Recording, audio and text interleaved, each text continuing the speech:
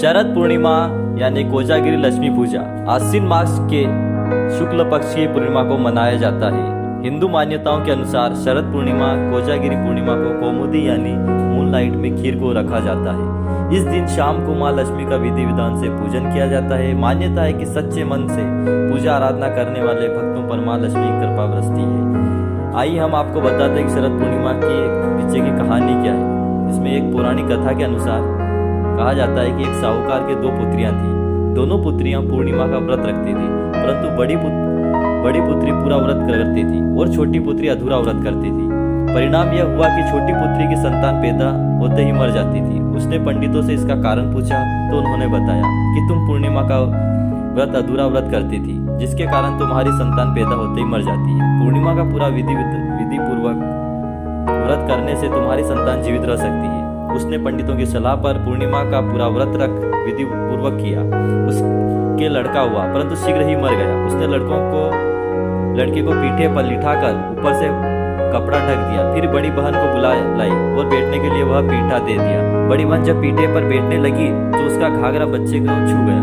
बच्चा घाघरा छूते ही रोने लगा। बड़ी बहन बोली, तू मुझे कलंक लगाना चाहती थी, मेरे बेटने से यह मर जाता। तब छोटी बहन बोली, यह तो पहले से ही मरा हुआ था, तेरी भाग्य से यह जीवित हो गया है, तेरे पुण्य से ही यह जीवित हुआ है। उसके बाद नगर में उसने पूर्णिमा का पूरा व्रत रखने का ढिंडोरा पिटवा दिया।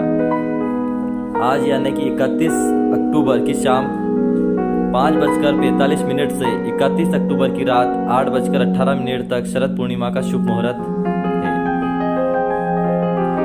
आगे बताते हैं। इस दिन मनुष्य विधि पूर्वक स्नान करके उपवास रखते हैं। जो जितेंद्रिय भाव से रहे धनवान व्यक्ति तांबे अथवा मिट्टी के कलश पर वस्त्र से ढकी हुई स्वर्णमयी लक्ष्मी की प्रतिमा को स्थापित करके भिन्न उपचारों से उनकी पूजा करे। तदंतर सायंकाल में चंद्रोदय होने पर सोने चांदी अथवा मिट्टी के घी से भरे हुए 100 दीपक जलाए। इसके बाद ही घी में मिश्रित खीर तैयार करे और बहुत से पात्रों में डालकर उसे चंद्रमा की चांदनी में रखे। जब एक प्रहर यानी कि 3 घंटे बीत जाए तब लक्ष्मी जी को सारी खीर अर्पण करे। तत्पश्चात भक्ति पूर्वक गरीबों को इस प्रसाद रूपी खीर का भोजन कराए और उनके साथ ही मांगलिक गीत गाकर तथा मंगलमय कार्य करते हुए रात्रि जागरण करे। तदंतर अरुणोदय काल में स्नान करके लक्ष्मी जी की वह स्वर्णमयी प्रतिमा किसी दीन दुखी को अर्पित करे। इस रात्रि की मध्य रात्रि में देवी महालक्ष्मी अपने कर कमलों में वर और अभय लिए संसार में विचरित है और मन ही मन संकल्प करती है कि इस समय भूतल पर कौन जाग रहा है, जागकर मेरी पूजा में लगे हुए उन मनुष्यों को मैं आज धन दूंगी। इस प्रकार प्रतिवर्ष किया जाने वाला यह कोजागर व्रत लक्ष्मी जी को संतुष्ट करने वाला है। इसमें प्रसन्न हुई माँ लक्ष्मी इस लोक में तो समृद्धि देती ही है और शरीर का अंत होने पर परलोक में भी संदिग्ध प्रदान करती है। गुलाबी सर्दी की अनुभूति शरद पूर्णिमा के दिन से होती है। हिंदू धर्म में शारदीय नवरात्रि के समापन के 5वें दिन आने वाली पूर्णिमा को ही शरद पूर्णिमा कहा जाता है। शरद पूर्णिमा सनातन कैलेंडर के अनुसार आश्विन माह में आती है। इसे कोजागिरी पूर्णिमा या रास पूर्णिमा भी कहा जाता है।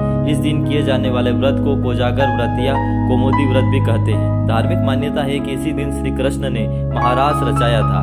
प्राचीन पुराणों में उल्लेखित है कि इस रात्रि को चंद्रमा की किरणों से अमृत बरसता है। उत्तर भारत में खीर बनाकर रात भर चांदनी की रोशनी में रखने की परंपरा है।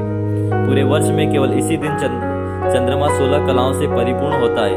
शरद पूर्णिमा की रात्रि में भ्रमण और चंद्र किरणों का शरीर पर पड़ना बेहद ही शुभ माना जाता है। आप सभी को शरद पूर्णिमा की बहुत बहुत शुभकामनाएं।